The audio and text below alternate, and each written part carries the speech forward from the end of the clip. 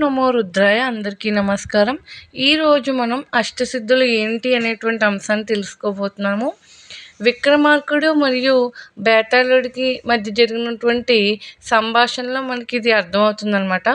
విక్రమార్కుడు ఒక చెట్టు దగ్గరికి వెళ్తాడు. ఆ చెట్టు మీద శవం అనేది ఉంటుందన్నమాట. ఆ చెట్టుపై ఉన్న శవాన్ని భుజంపై వేసుకుని మెల్లగా శ్మశానం వైపు నడుస్తూ ఉంటాడు. శవంలో ఉన్న బేతాళుడు మహారాజును మాట్లాడించాలి అని పట్టుదలతో ఉంటాడనమాట. ఏమార్చి మాట్లాడిస్తే తిరిగి చెట్టెక్కేయచ్చు అని ప్రయత్నిస్తున్నాడనమాట. ఇంతలో బేతాళుడి మనసులో సిద్ధుల గురించి ఒక ప్రశ్న మెదులుతుంది. వెంటనే విక్రమార్కుడి ముందు ఆ సందేహాన్ని వ్యక్తం చేస్తూ, మహారాజా, పూజలు వ్రతాలు చేస్తే సిద్ధులు దక్కుతాయంటారు కదా. నేను కూడా బతుకున్నప్పుడు ఎన్నో పూజలు చేశాను, అడపాదడపా ఆలయాలు కూడా తిరిగాను.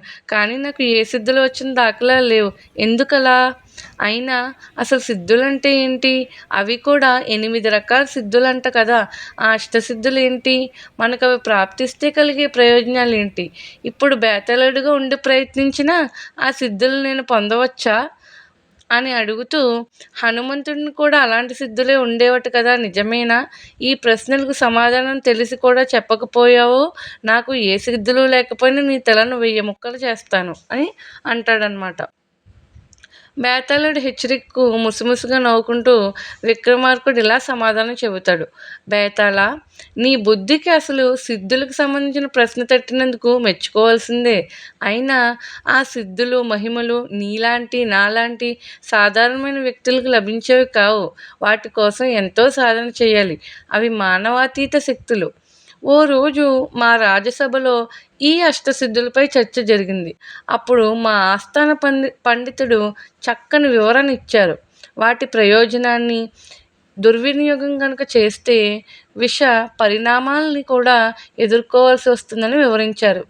అనిమ, మహిమ, గరిమ, లగిమ, ప్రాప్తి, ప్రాకామ్య, ఈశ్వత, వస్విత అనేవే ఆ అష్టసిద్ధులు.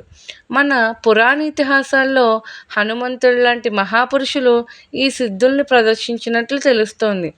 ఆకారాన్ని తనకు నచ్చిన రీతిలో సూక్ష్మంగా మార్చుకోవడం అనిమ సిద్ధి. తమ నిజరూపం కన్నా అతిపెద్ద ఆకారాన్ని దాల్చడమే మహిమ సిద్ధి. ఆంజనేయుడు సీతాన్వేషణకు వెళ్ళినప్పుడు ఈ సిద్ధులన్నిటినీ ప్రదర్శించాడు.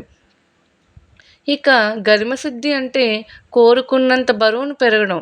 శ్రీకృష్ణుడి బాల్యంలో ఈ సిద్ధిని ప్రదర్శించాడు. తృణావర్తుడు అనే రాక్షసుడు సుడిగాలి రూపంలో తనను అపహరించుకుపోవాలని చూసినప్పుడు బాలకృష్ణుడు గరిమసిద్ధిని ప్రదర్శించి బరువును పెంచుకుని ఆ అసురుడిని సంహరించాడు. తేలికగా అయిపోయి ఆకాశంలో విహరించడం లగిమ సిద్ధి. మన భాగవతం వంటి పురాణాల్లో, రామాయణం వంటి ఇతిహాసాల్లో ఈ సిద్ధిని ప్రదర్శించిన పాత్రలు కూడా కనిపిస్తాయి. తమకు నచ్చిన వాటిని పొందగలగడం ప్రాప్తి సిద్ధి. ఇక ప్రాకామ్య సిద్ధి అంటే ఎక్కడో జరుగుతున్న విషయాలు తెలియడం, ఎక్కడో మాట్లాడుకుంటున్న విషయాలు కూడా వినిపించడం, ఆకాశ గమనం లాంటి దివ్యశక్తుల్ని పొందడం. పంచభూతాలతో కూడిన సృష్టిపైన ఆధిపత్యాన్ని సాధించడమే ఈశ్వత సిద్ధి. రాక్షసులు అత్యధికంగా ఈ సిద్ధి కోసమే ఘోర తపస్సులు చేశారు. ఆఖరిదైన వస్విత సిద్ధి అంటే మనుషులతో సహా అన్ని జీవరాశుల్ని తమ వశం చేసుకోవడం, తమకి నచ్చినట్లుగా ప్రవర్తించేలా ఆధీనంలోకి తెచ్చుకోవడం. అయితే ఈ అష్టసిద్ధుల వల్ల ప్రాపంచికంగా ప్రయోజనం పొందవచ్చు, కానీ ఆధ్యాత్మికంగా ఎలాంటి పురోగతి ఉండదు. అందుకే శ్రీకృష్ణుడు అర్జునునితో, అష్టసిద్ధుల మోజులో పడినవాడు నన్ను పొందలేడని తెలుసుకో అన్నాడు. సిద్ధులు లభిస్తే అహంకారం వస్తుంది. అహంకారం భగవంతుడిని దూరం చేస్తుంది. ఆ భావనతోనే గురుదేవులైన శ్రీ రామకృష్ణ పరమహంస కూడా ఈ విధంగా అనేవారు. సిద్ధులను కోరుకునేది హీనులే.